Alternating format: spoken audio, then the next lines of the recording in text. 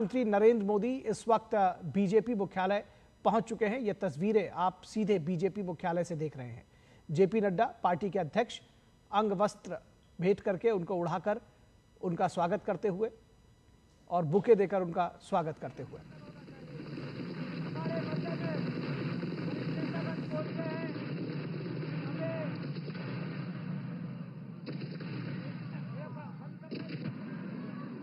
हमारे मध्य में देश के प्रधानमंत्री आदरणीय नरेंद्र मोदी जी पहुंच गए हैं। ताली बजाकर अभिनंदन कीजिएगा। हमारा नेता कैसा हो, हमारा नेता कैसा हो, हमारा नेता कैसा हो। नरेंद्र मोदी जिंदाबाद, नरेंद्र मोदी जिंदाबाद, नरेंद्र मोदी जिंदाबाद। हमारे मध्य में आनंद देश के प्रधानमंत्री के ऊपर पुष्प वर्षा हो रही है। उनका बहुत बड़ा अभिनंदन गैलरी के अंदर किया जा रहा है। अभी राष्ट्रीय अध्यक्ष जी उनको लेकर आपके मध्य में आने वाले हैं। मैं आपकी तरफ से तालियों की गड़गड़ाहट से मोदी जी का अभिनंदन कीजिएगा। हमारे वरिष्ठ नेतागण आदरणीय राजनाथ सिंह जी, आदरणीय अमित शाह जी हमारे मध्य में आगे ताली बजा के अभिनंदन कीजिएगा। क्या आपका बहुत बहुत अभिनंदन है, स्वागत है। आदरणीय देश के प्रधानमंत्री नरेंद्र मोदी जी, आप सबका अभिनंदन स्वीकार करते हुए पुष्प वर्षा उनके ऊपर हो रही है। वो हमारे मध्य में थोड़े ही क्षण में राष्ट्रीय अध्यक्ष आदरणीय जगत प्रकाश नड्डा जी उनको रिसीव करते हुए आप सबका अभिनंदन स्वीकार करते हुए, आपका अभिनंदन करते हुए भी लगातार हमारे मध्य में पहुंचने वाले हैं।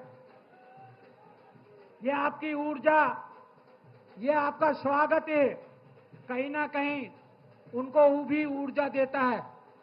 आदरणीय प्रधानमंत्री नरेंद्र मोदी जी सभी कार्यकर्ताओं का स्वागत अभिनंदन स्वीकार करते हुए हमारे मध्य में राष्ट्रीय अध्यक्ष जगत प्रकाश नड्डा जी उनको लेकर आ रहे हैं। मैं पुनः आप सबसे अभिनंदन निवेदन करूंगा। उनके आने के बाद में तालियों की गड़गड़ाहट से लगातार खड़े होकर अभिनंदन करेंगे उनका। लेकिन उससे पूर्व हमारे दो वरिष्ठ नेतागण, देश के रक्षा मंत्री आदरणीय राजनाथ सिंह जी, देश के गृह मंत्री आदरणीय अमित शाह जी हमारे मध्य में ताली बजाकर अभिनंदन कीजिएंगे सब उनका। अभी कुछ क्षण के अंदर ही हमारे मध्य के अंदर हमारे देश के प्रधानमंत्री जी को प्रदेश राष्ट्र के अध्यक्ष आदरणीय जगत प्रकाश नड्डा जी लेकर आ रहे हैं। जिस प्रकार से हम भाग्यशाली है कि हमें ऐसा नेतृत्व मिला है। बोले नरेंद्र मोदी, नरेंद्र मोदी, हमारा नेता कैसा हो, हमारा नेता कैसा हो। आदरणीय प्रधानमंत्री जी अभी हमारे मध्य में आने वाले हैं। आप सबका अभी हमारे गैलरी के अंदर आपका सभी का स्वागत स्वीकार भी करेंगे और हमारा मार्गदर्शन भी करने वाले हैं। बोले नरेंद्र मोदी, नरेंद्र मोदी, हमारा नेता कैसा हो, हमारे नेता कैसा हो। अबे आदरणीय देश के प्रधानमंत्री, हमारे नेता, विश्व के एकमात्र नेता आदरणीय नरेंद्र मोदी जी हमारे मध्य में आने वाले हैं। आपका स्वागत स्वीकार करेंगे। आप सब खड़े होकर तालियों की गड़गड़ाहट के साथ में आदरणीय नरेंद्र मोदी जी हमारे मध्य में आ चुके हैं। सब स्वागत करेंगे, तालियों बजाकर स्वागत करेंगे।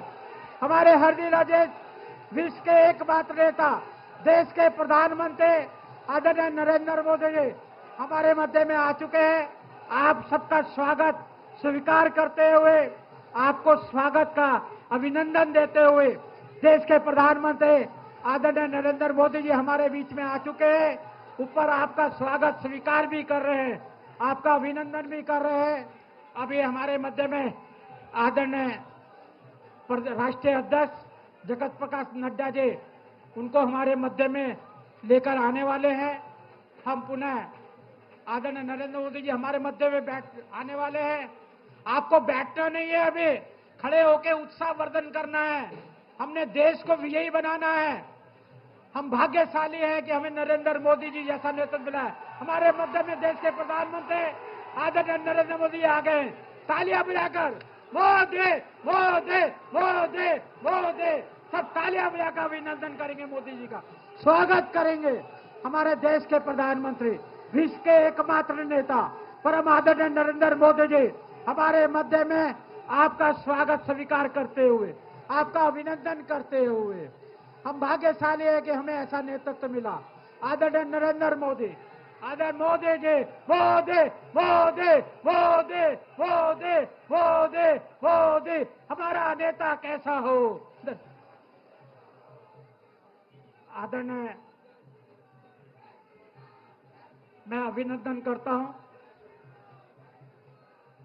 मैं निवेदन करता हूं कि राष्ट्रीय अध्यक्ष जी पुष्प माला द्वारा और सभी हमारे वरिष्ठ नेतागण, आदरणीय राजनाथ सिंह जी, आदरणीय अमित शाह जी भी हमारे देश के प्रधानमंत्री नरेंद्र मोदी जी का पुष्प माला द्वारा अभिनंदन करेंगे।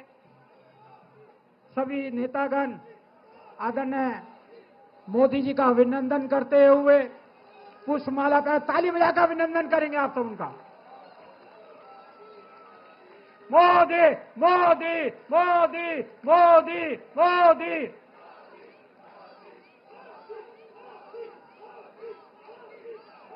बहुत बहुत स्वागत है हमारे राष्ट्रीय अध्यक्ष जगत प्रकाश नड्डा जी का भी। मैं अब निवेदन करूंगा आदरणीय राष्ट्रीय अध्यक्ष जगत प्रकाश नड्डा जी से कि आए हमारा अध्यक्ष भाषण द्वारा हमारा मार्गदर्शन करें। आदरणीय जगत प्रकाश नड्डा जी।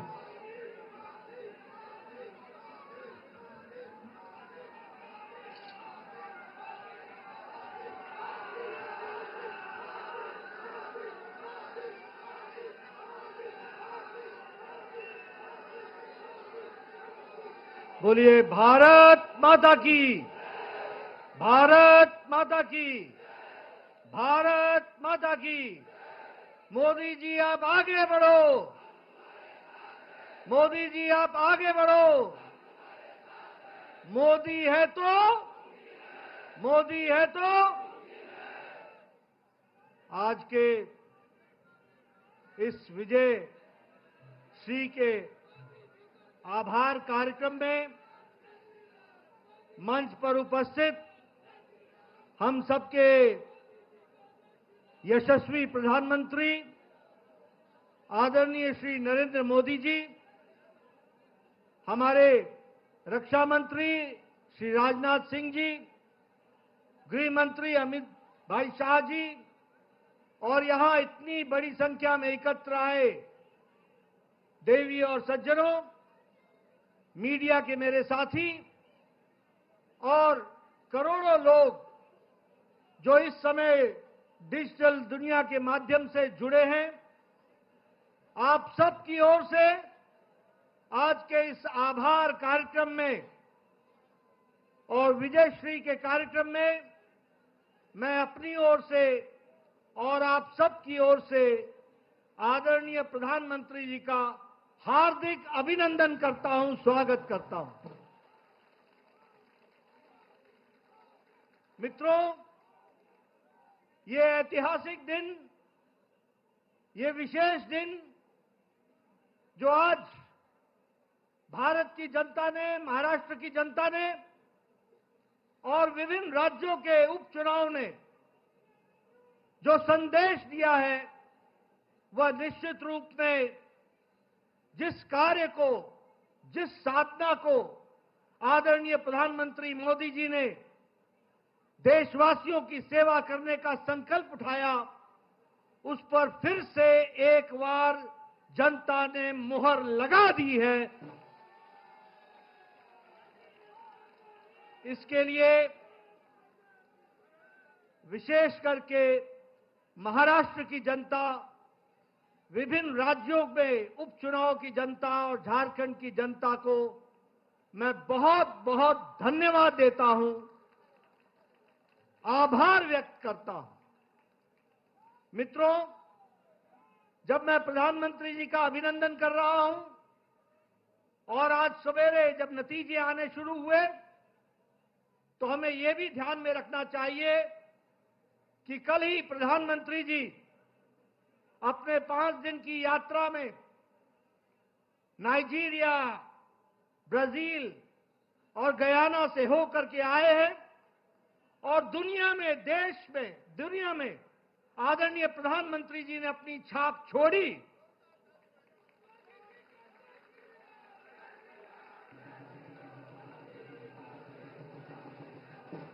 और आप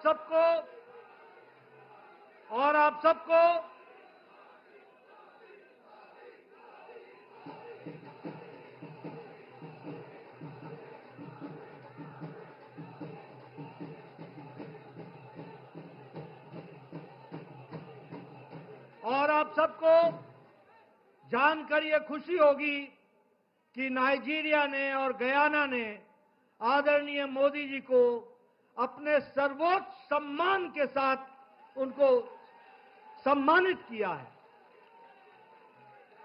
ये हम सब के लिए गर्व की घड़ी है, गर्व का पल है, जब अंतर्राष्ट्रीय जगत में आदरणीय प्रधानमंत्री मोदी जी की छवि और भारत की छवि को जो मोदी जी ने दुनिया में पहुंचाया है, उसको दुनिया ने भी माना है और उसको सराहा है।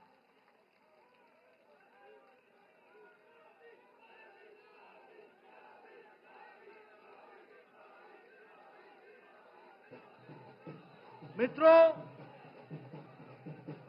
ये जो जीत पिछले आज के दिन महाराष्ट्र में मिली, उपचुनाव में मिली और पिछले दिनों जो हरियाणा में मिली, उसने ये तय कर दिया कि जिस बात को प्रधानमंत्री जी ने रखा, विकासवाद, गांव, गरीब, वंचित, पीड़ित, शोषित, दलित, महिला, युवा, किसान, इनको मुख्य धारा में शामिल करके आगे देश को ले जाना है, इस पर फिर से जनता ने मुहर लगा दी है।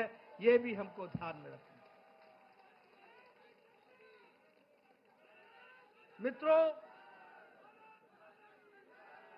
यह चुनाव इस बात का भी संदेश देता है कि जो लोग समाज को बांटने में लगे थे, बंटने और बटाने में लगे हुए थे, जो लोग गुमराह करने में लगे हुए थे, उनको मुंह की खानी पड़ी है और प्रधानमंत्री जी का विकासवाद, इसको फिर से देश ने सराहा है। कुछ दिनों से ये इंडी अलायंस को भ्रम पैदा हो गया था कि वह जनता को संविधान के नाम पर, जाति के नाम पर, धर्म के नाम पर, तुष्टीकरण के नाम पर बांट करके वह अपना उल्लू सीधा करेंगे, वह सत्ता पर काबिज होंगे, वो सत्ता के नजदीक पहुंचेंगे। ये भ्रम पैदा हो गया था।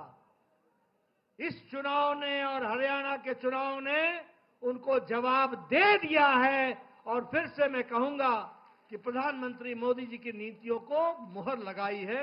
यह भी हमको ध्यान में।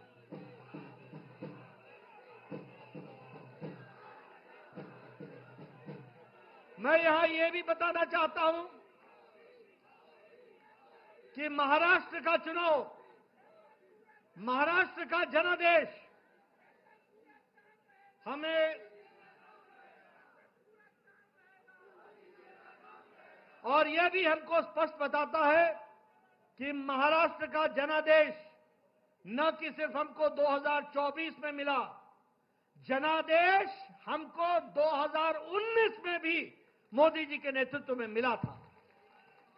लेकिन उस समय उद्धव ठाकरे जी की सत्ता के प्रति लोलुपता, मोह और अवसरवादिता ने उस समय पीछे धोखा देकर उस जनादेश का निरादर किया था।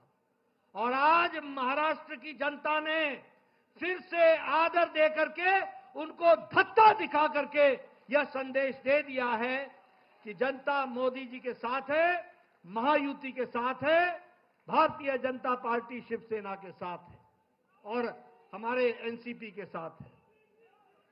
मित्रों, आंकड़े ये भी बताते हैं कि अगाड़ी को, ये जो महाअगाड़ी थी, इसको भी संदेश दे दिया है।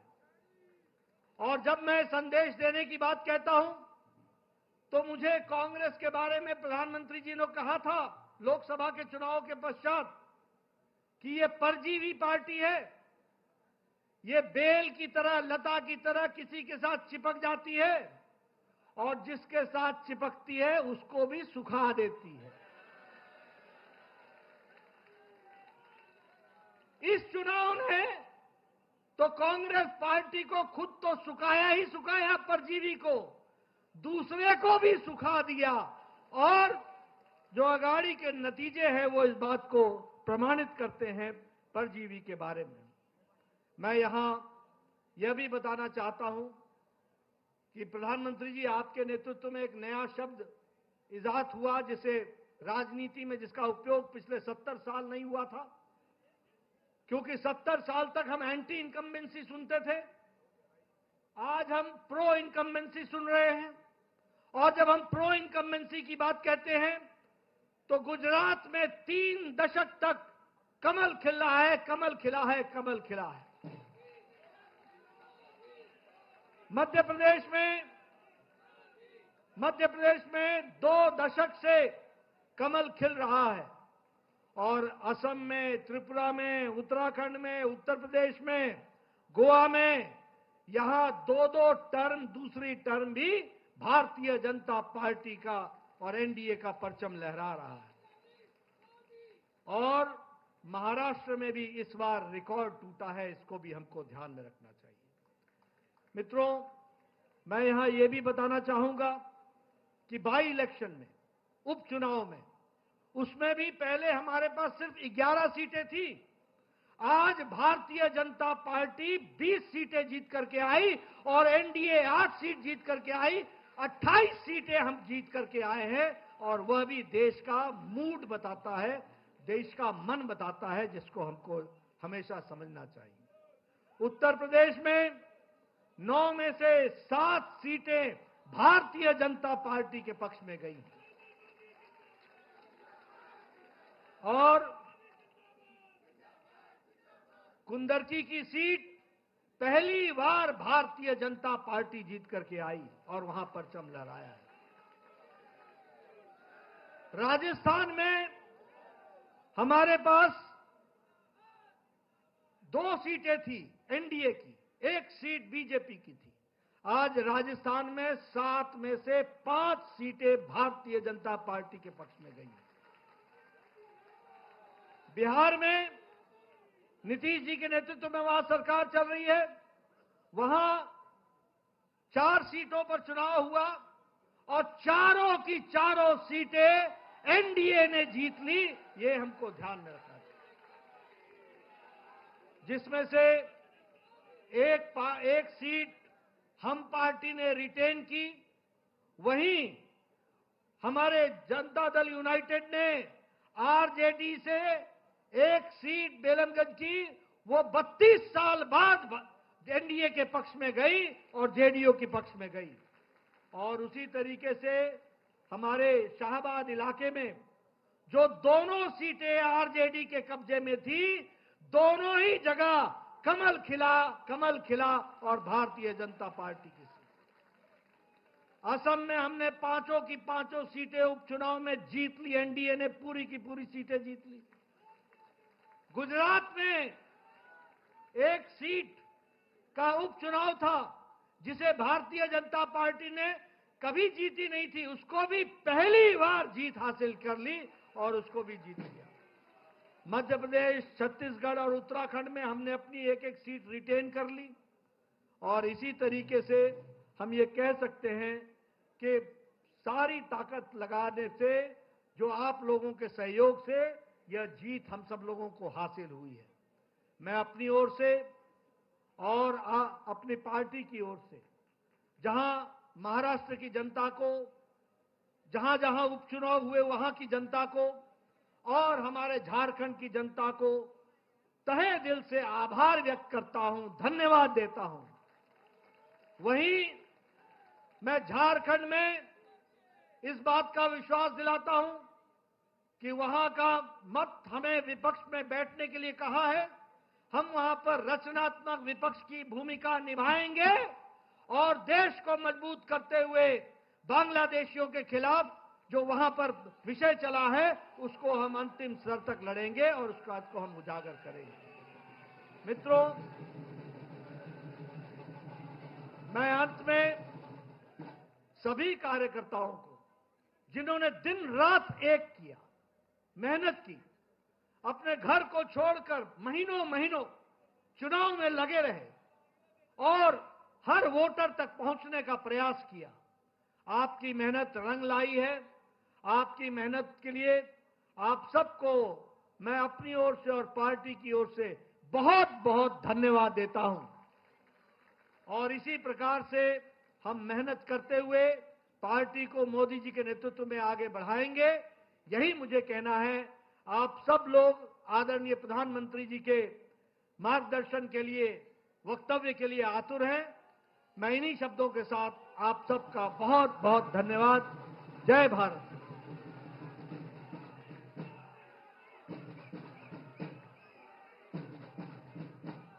धन्यवाद राष्ट्रीय अध्यक्ष आदरणीय जगत प्रकाश नड्डा जी का। अब मैं निवेदन करूंगा, प्रार्थना करूं, जिनको सुनने के लिए आप आतुर हैं, देश के प्रधानमंत्री आदरणीय नरेंद्र मोदी जी।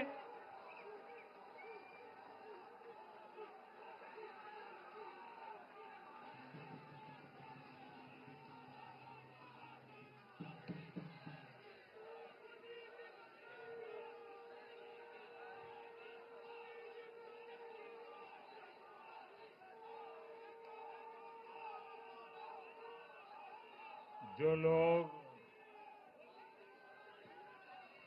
महाराष्ट्र से परिचित होंगे उन्हें पता होगा कि वहां पर जब जय भवानी कहते हैं तो जय शिवाजी का बुलंद नारा लगता है। जय भवानी, जय भवानी, जय भवानी, जय भवानी। आज हम यहां पर एक और ऐतिहासिक महाविजय का उत्सव मनाने के लिए इकट्ठे हुए हैं। आज महाराष्ट्र में विकासवाद की जीत हुई है। महाराष्ट्र में सुशासन की जीत हुई है। महाराष्ट्र में सच्चे सामाजिक न्याय की विजय हुई है। और साथियों, आज महाराष्ट्र में झूठ, छल, फरेब बुरी तरह हारा है।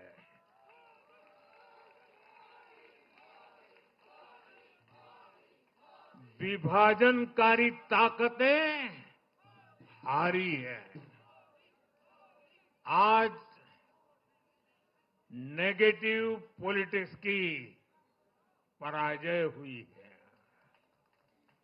आज परिवारवाद की हार हुई है।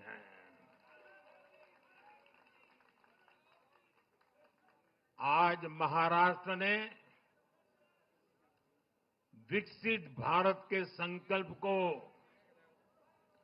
और मजबूत किया है। मैं देश भर के भाजपा के,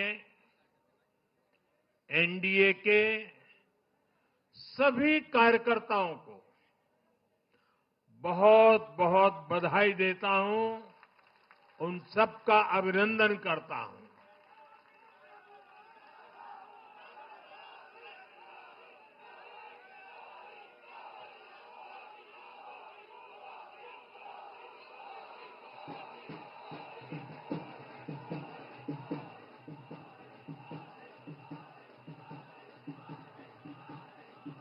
मैं श्री एकनाथ शिंदे जी, मेरे परम मित्र देवेंद्र फडणवीस जी, भाई अजीत पवार जी, उन सब की भी भूरी भूरी प्रशंसा करता हूं। साथियों, आज देश के अनेक राज्यों में उपचुनावों के भी नतीजे आए हैं। नड्डा जी ने विस्तार से बताया है, इसलिए मैं विस्तार में नहीं जा रहा हूं। लोकसभा की भी हमारी एक सीट और बढ़ गई है।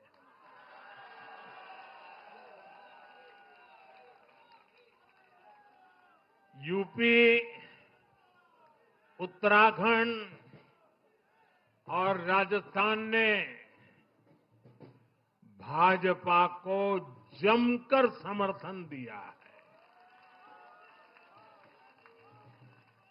असम के लोगों ने भाजपा पर फिर एक बार भरोसा जताया है। मध्य प्रदेश में भी हमें सफलता मिली है। बिहार में भी एनडीए का समर्थन बढ़ा है। ये दिखाता है कि देश अब सिर्फ और सिर्फ विकास चाहता है। मैं महाराष्ट्र के मतदाताओं का, हमारे युवाओं का, विशेषकर माताओं बहनों का, हमारे किसान भाई बहनों का, देश की जनता का आदरपूर्वक नमन करता हूं। साथियों, मैं झारखंड की जनता को भी नमन करता हूं। झारखंड के तेज विकास के लिए हम अब और ज्यादा मेहनत से काम करेंगे और इसमें भाजपा का एक एक कार्यकर्ता अपना हर प्रयास करेगा। साथियों, छत्रपती शिवाजी महाराजांच्या महाराष्ट्राने आज दाखवून दिले, तुष्टीकरणाचा सामना कसा करायचा।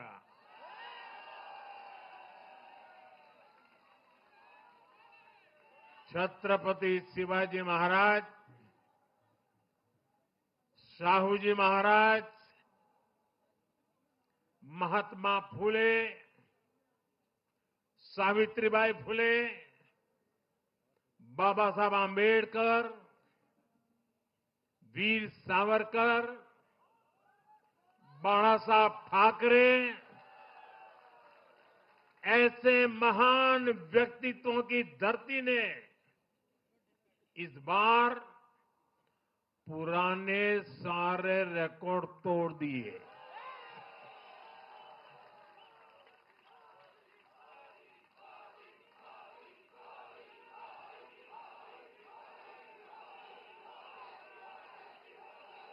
और साथियों, बीते 50 साल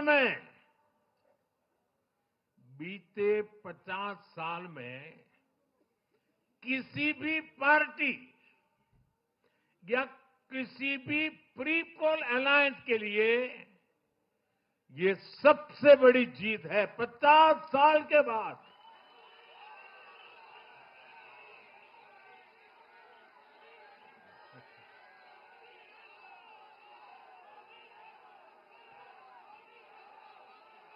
और एक महत्वपूर्ण बात मैं बताता हूं,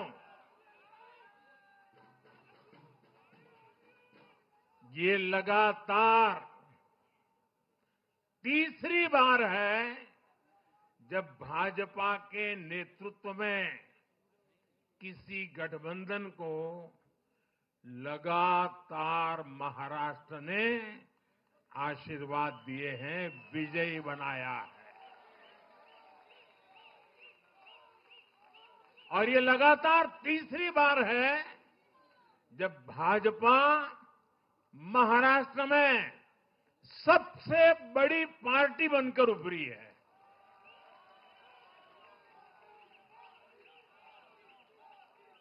साथियों, ये निश्चित रूप से ऐतिहासिक है। ये भाजपा के गवर्नेंस मॉडल पर मुहर है।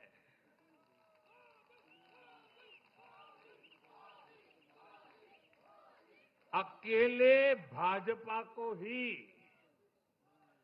कांग्रेस और उसके सभी सहयोगियों से कहीं अधिक सीटें महाराष्ट्र के लोगों ने दी है। ये दिखाता है कि जब सुशासन की बात आती है तो देश सिर्फ और सिर्फ भाजपा पर और एनडीए पर भरोसा करता है।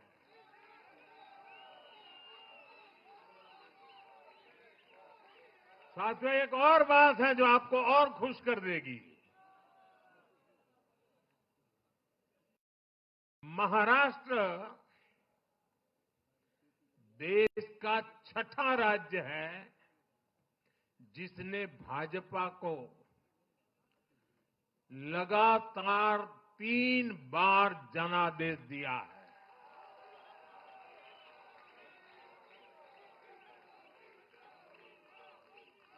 इससे पहले गोवा, गुजरात, छत्तीसगढ़, हरियाणा और मध्य प्रदेश में हम लगातार 3 बार जीत चुके हैं।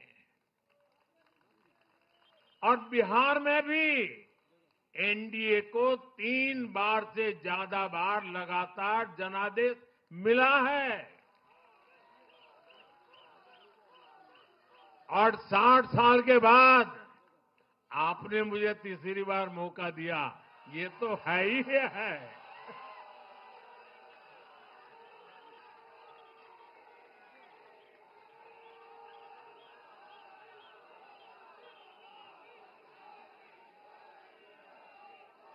ये जनता का हमारे सुशासन के मॉडल पर विश्वास है और इस विश्वास को बनाए रखने में हम कोई कोर कसर बाकी नहीं रखेंगे। साथियों, मैं आज महाराष्ट्र की जनता जनार्दन का विशेष अभिनंदन करना चाहता हूं। लगातार तीसरी बार स्थिरता को चुनना ये महाराष्ट्र के लोगों की सूझबूझ को दिखाता है। हां, बीच में जैसा अभी नड्डा जी ने विस्तार से कहा था, कुछ लोगों ने धोखा करके अस्थिरता पैदा करने की कोशिश की, लेकिन महाराष्ट्र ने उनको नकार दिया है और उस पाप की सजा मौका मिलते ही दे दी है।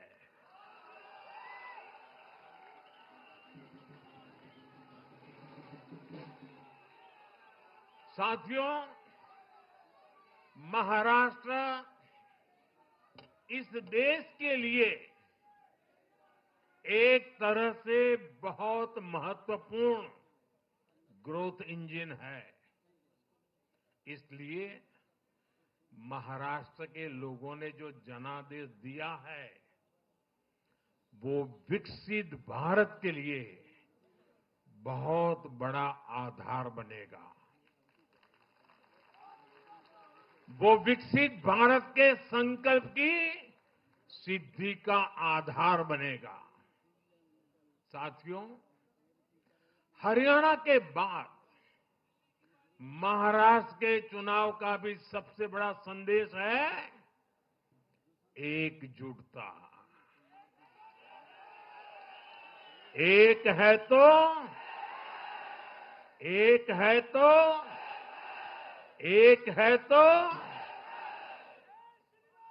ये आज देश का महामंत्र बन चुका है।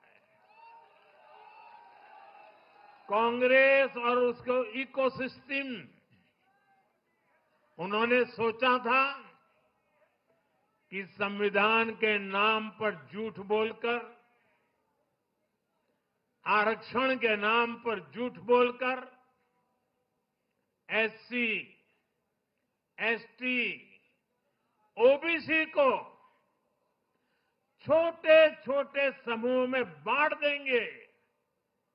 वो सोचते थे सब बिखर जाएंगे। कांग्रेस और उसके साथियों की साजिश को महाराष्ट्र ने सिरे से खारिज कर दिया है। महाराष्ट्र ने डंके की चोट पर कहा है, एक है तो एक है तो एक है तो सेब है के भाव ने जाति, धर्म, भाषा और क्षेत्र के नाम पर लड़ाने वालों को सबक सिखाया है, सजा की है।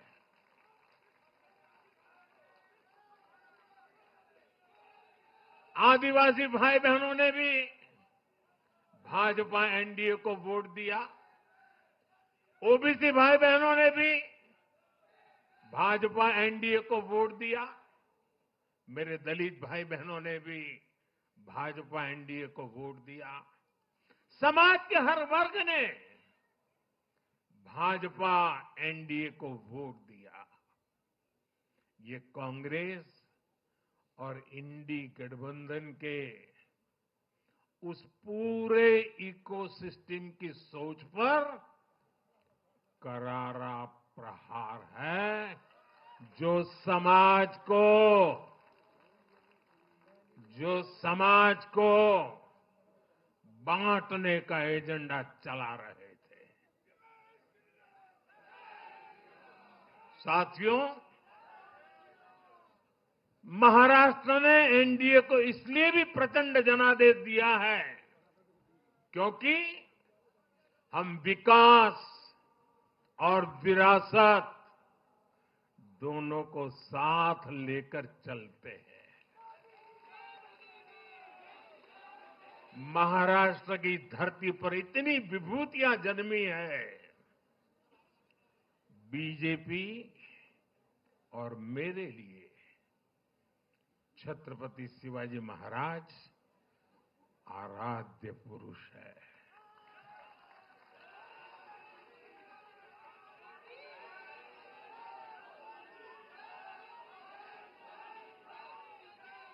धर्मवीर छत्रपति संभाजी महाराज हमारी प्रेरणा है। हमने हमेशा बाबा साहब आंबेडकर, महात्मा फूले, सावित्रीबाई फूले, इनके सामाजिक न्याय के विचार को माना है।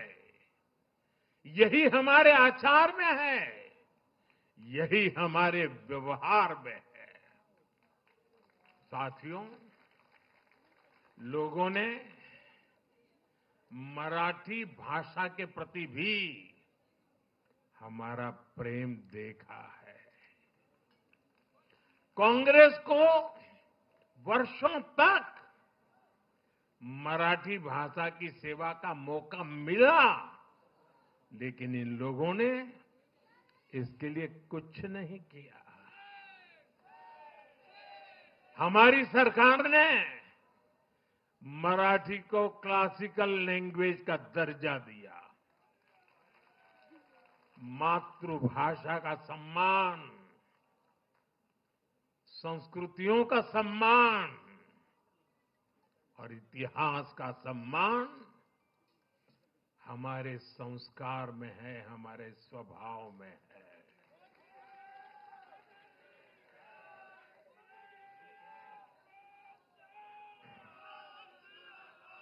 और मैं तो हमेशा कहता हूं, मातृभाषा का सम्मान मतलब अपनी मां का सम्मान।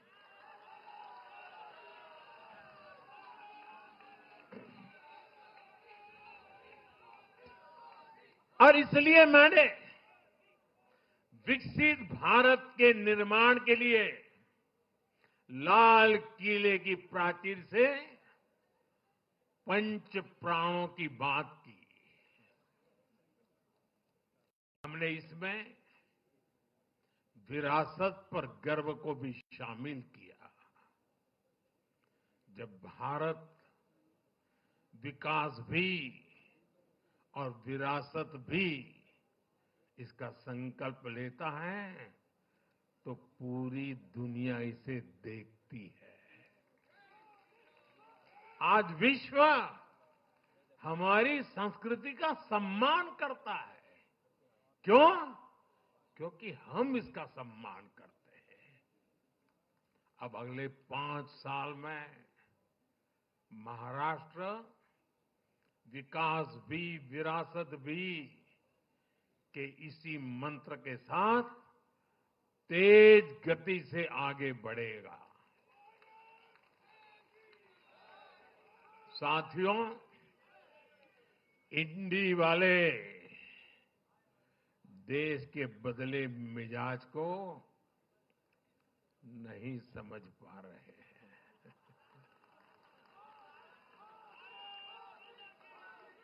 ये लोग सच्चाई को स्वीकार करना ही नहीं चाहते। ये लोग आज भी भारत के सामान्य वोटर के विवेक को कम करके आंकते हैं। देश का वोटर, देश का मतदाता अस्थिरता नहीं चाहता। देश का वोटर नेशन फर्स्ट की भावना के साथ है। जो कुर्सी फर्स्ट का सपना देखते हैं, उन्हें देश का वोटर पसंद नहीं करता। साथियों, देश के हर राज्य का वोटर दूसरे राज्यों की सरकारों का आकलन भी करता है। वो देखता है कि जो एक राज्य में बड़े बड़े प्रॉमिस करते हैं, उनकी परफॉर्मेंस दूसरे राज्य में कैसी है। महाराष्ट्र की जनता ने भी देखा कि कर्नाटका, तेलंगाना और हिमाचल में कांग्रेस सरकारें कैसे जनता से विश्वासघात कर रही है।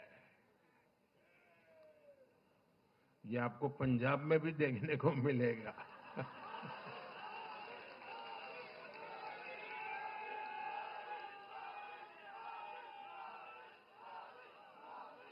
जो वादे महाराष्ट्र में किए गए, उनका हाल दूसरे राज्यों में क्या है। इसलिए कांग्रेस के पाखंड को जनता ने खारिज कर दिया है। कांग्रेस ने जनता को गुमराह करने के इसके लिए जो दूसरे राज्यों के अपने मुख्यमंत्री तक मैदान में उतारे, तब भी इनकी चाल सफल हो नहीं पाई। इनके ना तो झूठे वादे चले और ना ही खतरनाक एजेंडा चला। साथियों, आज महाराष्ट्र के जनादेश का एक और संदेश है। पूरे देश में सिर्फ और सिर्फ एक ही संविधान चलेगा।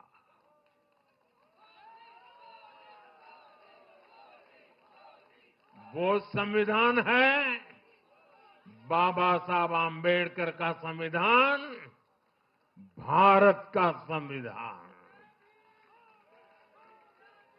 जो भी सामने या पर्दे के पीछे देश में दो संविधान की बात करेगा, उसको देश पूरी तरह से नकार देगा। कांग्रेस और उसके साथियों ने जम्मू कश्मीर में फिर से आर्टिकल 370 की दीवार बनाने का प्रयास किया।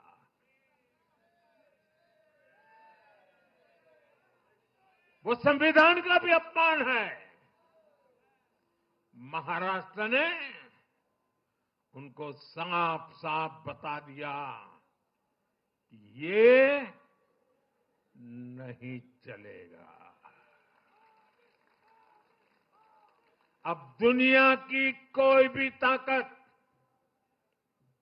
और मैं कांग्रेस वालों को कहता हूं, कान खोल के सुन लो,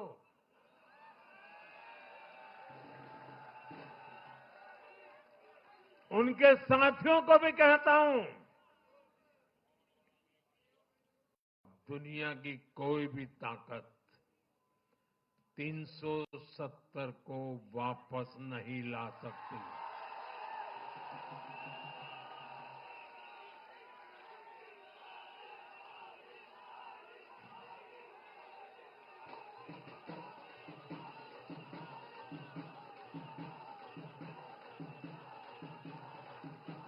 साथियों, महाराष्ट्र के इस चुनाव ने इंडी वालों का या गाड़ी वालों का दो मुहा चेहरा भी देश के सामने खोल करके रख दिया है।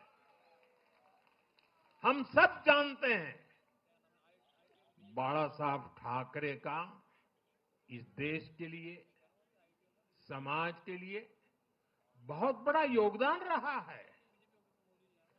कांग्रेस ने सत्ता के लालच में उनकी पार्टी के एक धड़े को साथ में तो ले लिया, तस्वीरें भी निकाल दी, लेकिन कांग्रेस का कोई नेता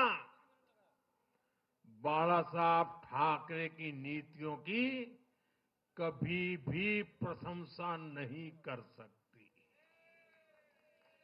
और इसलिए मैंने अघाड़ी में कांग्रेस के साथी दलों को चुनौती दी थी कि वो कांग्रेस से बाला साहब ठाकरे की नीतियों की तारीफ में कुछ शब्द जरा बुलवा करके दिखाएं।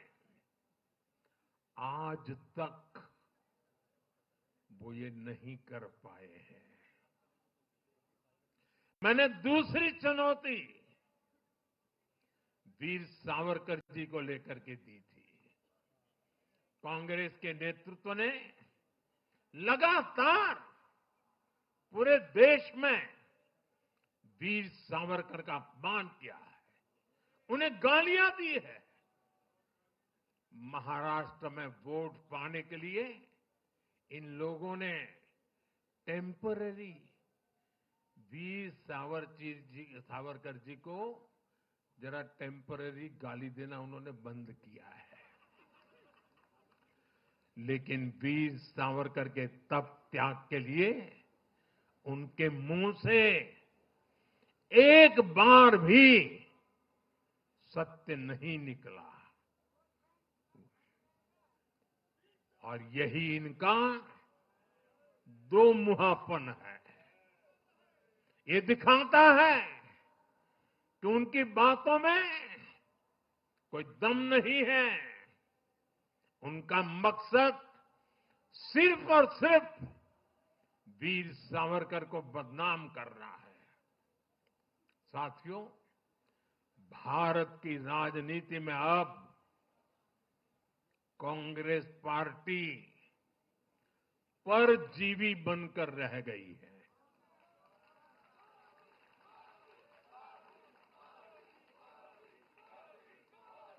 कांग्रेस पार्टी के लिए अब अपने दम पर सरकार बनाना लगातार मुश्किल हो रहा है।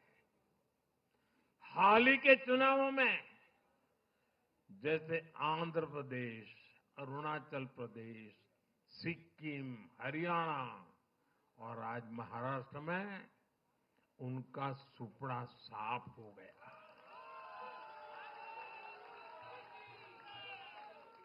कांग्रेस की घिसी पीटी विभाजनकारी राजनीति फेल हो रही है, लेकिन फिर भी कांग्रेस का अहंकार देखिए।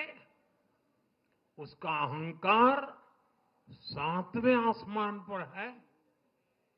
सच्चाई ये है कि कांग्रेस अब एक परजीवी पार्टी बन चुकी है।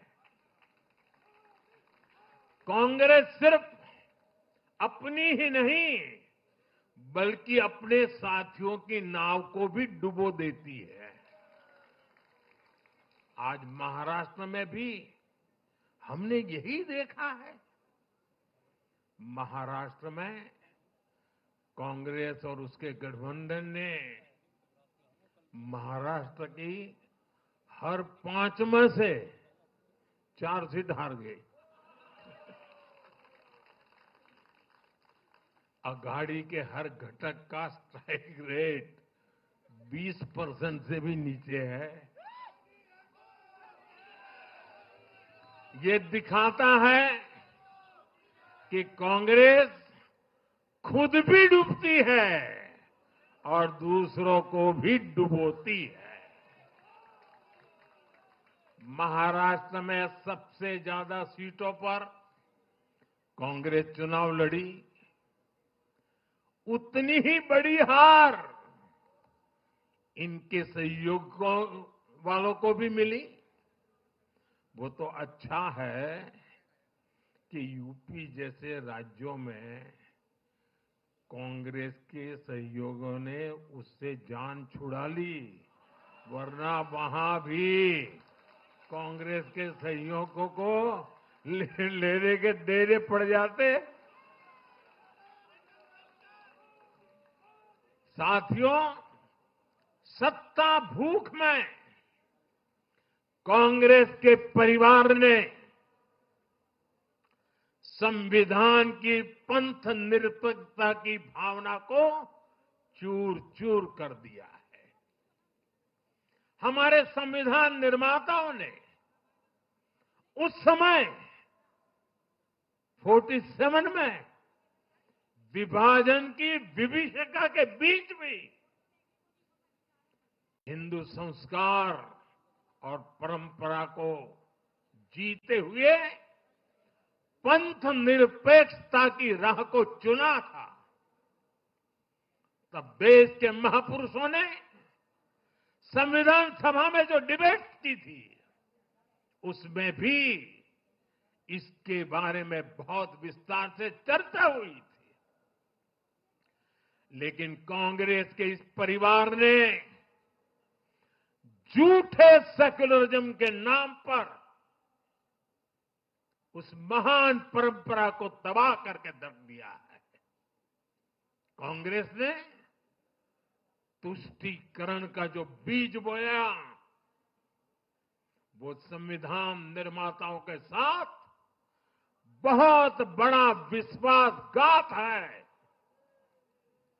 और ये विश्वासघात मैं बहुत जिम्मेवारी के साथ बोल रहा हूं।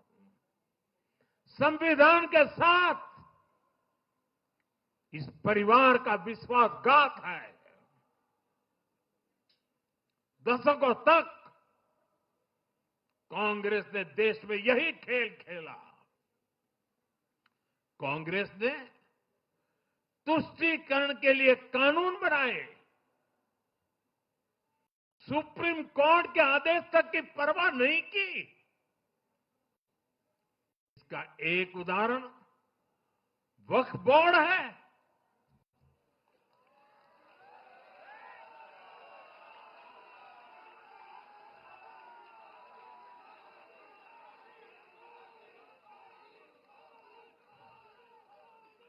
दिल्ली के लोग तो चौंक जाएंगे।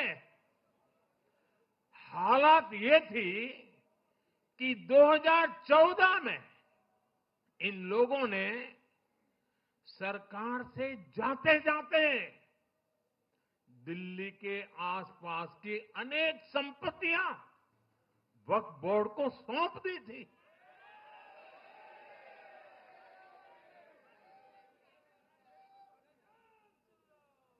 बाबा साहब आंबेडकर जी ने जो संविधान हमें दिया है ना, जिस संविधान की रक्षा के लिए हम प्रतिबद्ध है, संविधान में वक्फ कानून का कोई स्थान ही नहीं है।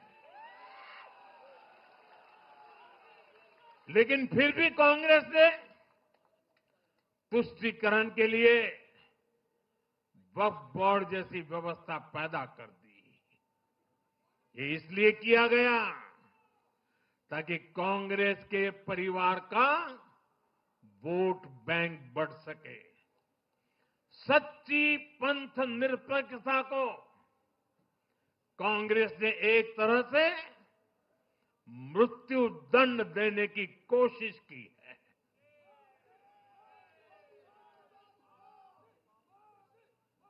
साथियों, कांग्रेस के शाही परिवार की सत्ता भूख इतनी विकृति हो गई है कि उन्होंने सामाजिक न्याय की भावना को भी चूर चूर कर दिया है। एक समय था जब कांग्रेस के नेता इंदिरा जी समेत खुद जात पात के खिलाफ बोलते थे,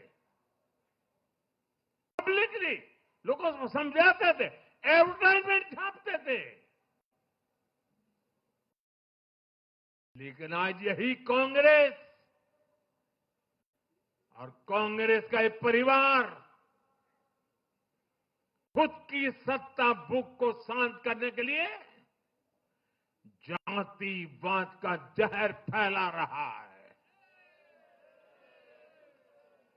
इन लोगों ने सामाजिक न्याय का गला घोंट दिया है।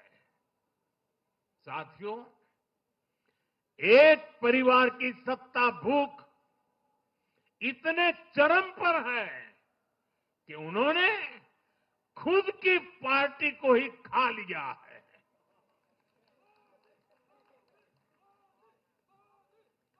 देश के अलग अलग भागों में कई पुराने जमाने के कांग्रेस कार्यकर्ता है, पुरानी पीढ़ी के लोग हैं जो अपने जमाने की कांग्रेस को ढूंढ रहे हैं।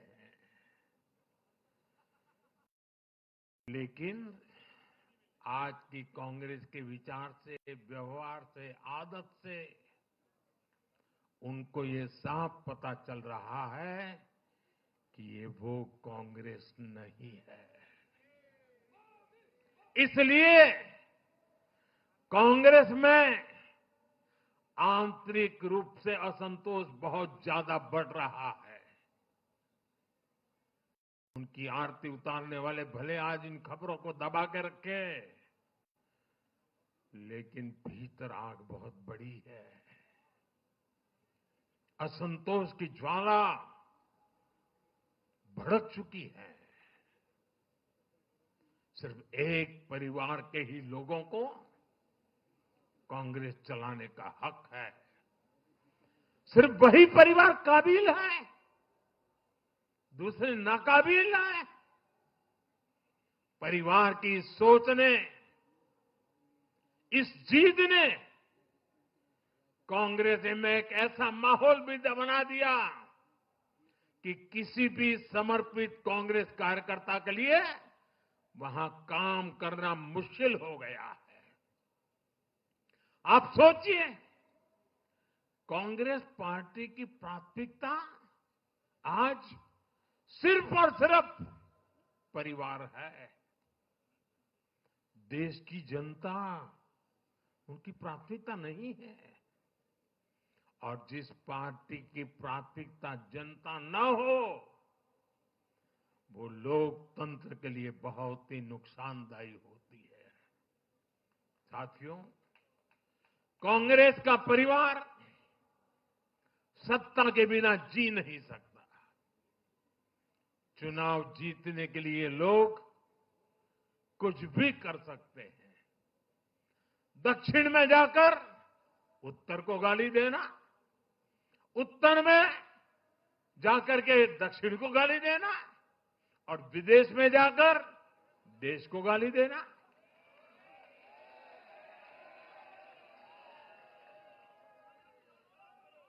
और अहंकार इतना कि ना किसी का मान, ना किसी की मर्यादा, और खुलेआम झूठ बोलते रहना, हर दिन एक नया झूठ बोलते रहना। यही कांग्रेस और उसके परिवार की सच्चाई बन गई है। आज कांग्रेस का अर्बन नक्सलवाद भारत के सामने एक नई चुनौती बनकर खड़ा हो गया है।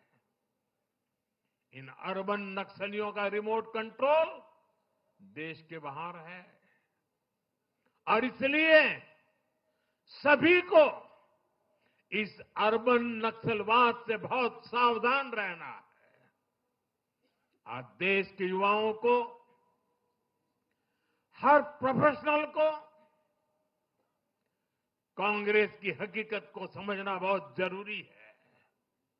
साथियों, जब मैं पिछली बार भाजपा मुख्यालय आया था तो मैंने हरियाणा से मिले आशीर्वाद पर आपसे बात की थी। तब हमें गुरुग्राम जैसे शहरी क्षेत्र के लोगों ने भी अपना आशीर्वाद दिया था। अब आज मुंबई ने, पुणे ने, नागपुर ने, महाराष्ट्र के ऐसे सभी बड़े शहरों ने अपनी स्पष्ट राय रखी है।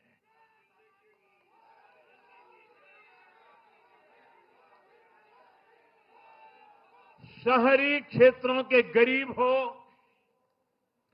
शहरी क्षेत्रों के मिडिल क्लास हो, हर किसी ने भाजपा का समर्थन किया है और एक स्पष्ट संदेश दिया है। यह संदेश है आधुनिक भारत का, विश्व स्तरीय शहरों का। हमारे महानगरों ने विकास को चुना है, आधुनिक इंफ्रास्ट्रक्चर को चुना है और सबसे बड़ी बात, उन्होंने विकास में रोड़े अटकाने वाली राजनीति को नकार दिया है। आज बीजेपी हमारे शहरों में ग्लोबल स्टैंडर्ड के इंफ्रास्ट्रक्चर बनाने के लिए लगातार काम कर रही है। चाहे मेट्रो नेटवर्क का विस्तार हो, आधुनिक इलेक्ट्रिक बसें हो, कोस्टल रोड और समृद्धि महामार्ग जैसे शानदार प्रोजेक्ट हो, एयरपोर्ट्स का आधुनिकीकरण हो, शहरों को स्वच्छ बनाने की मुहिम हो, इन सभी पर बीजेपी का बहुत ज्यादा जोर है।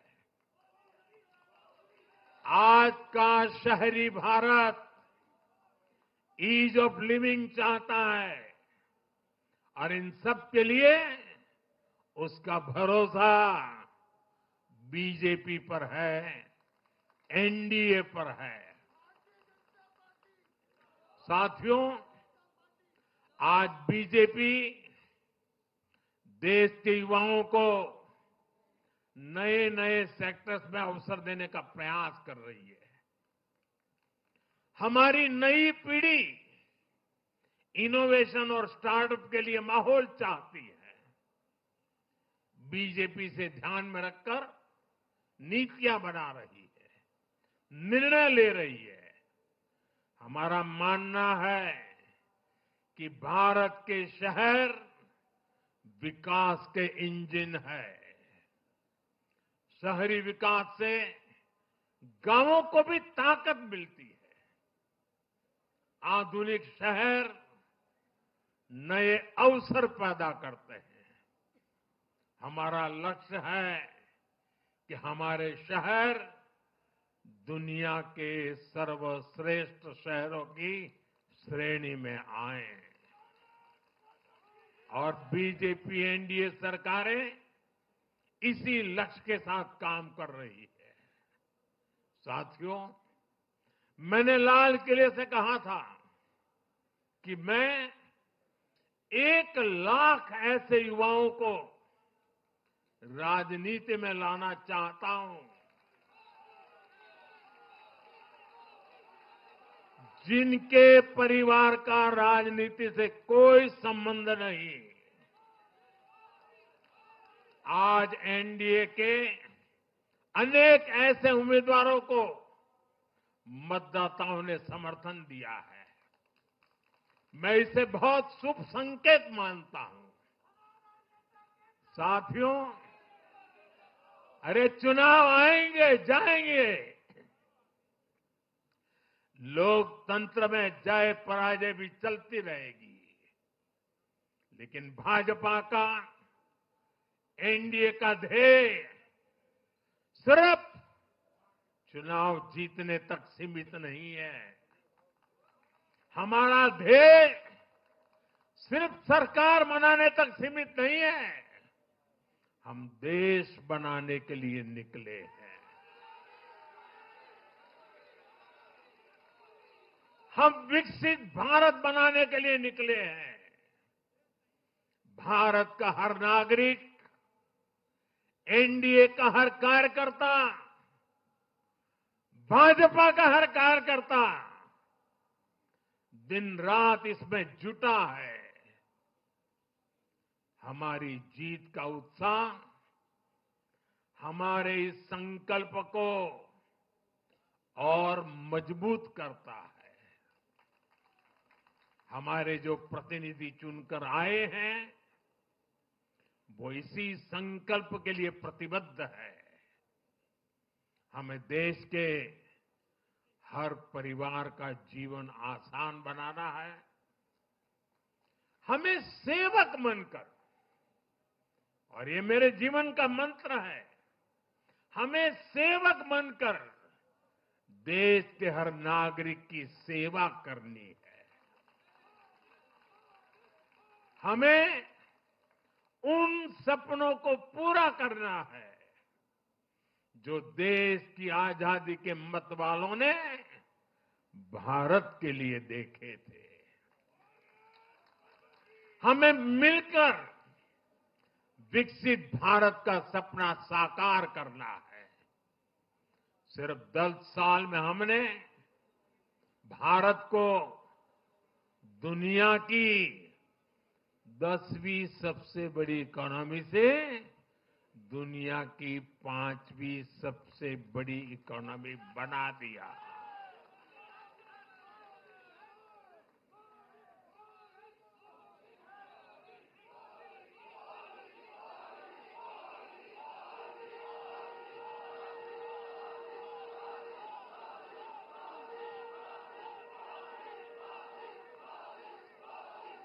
किसी को भी लगता, अरे मोदी जी 10 में से 5 पर पहुंच गए। अब तो बैठो आराम से। आराम से बैठने के लिए मैं पैदा नहीं हुआ।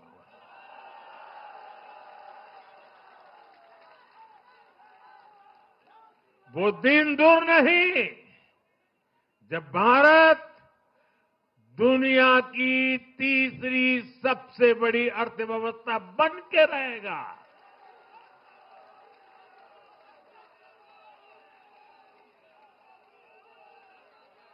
हम मिलकर आगे बढ़ेंगे, एकजुट होकर आगे बढ़ेंगे तो हर लक्ष्य पाकर रहेंगे। इसी भाव के साथ एक है तो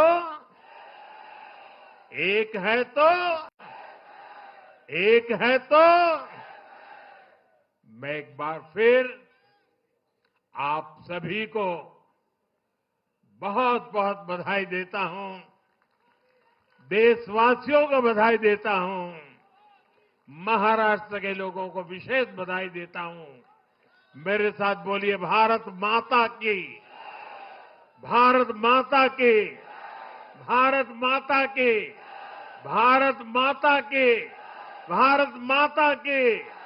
वंदे वंदे वंदे वंदे वंदे वंदे वंदे वंदे। बहुत बहुत धन्यवाद।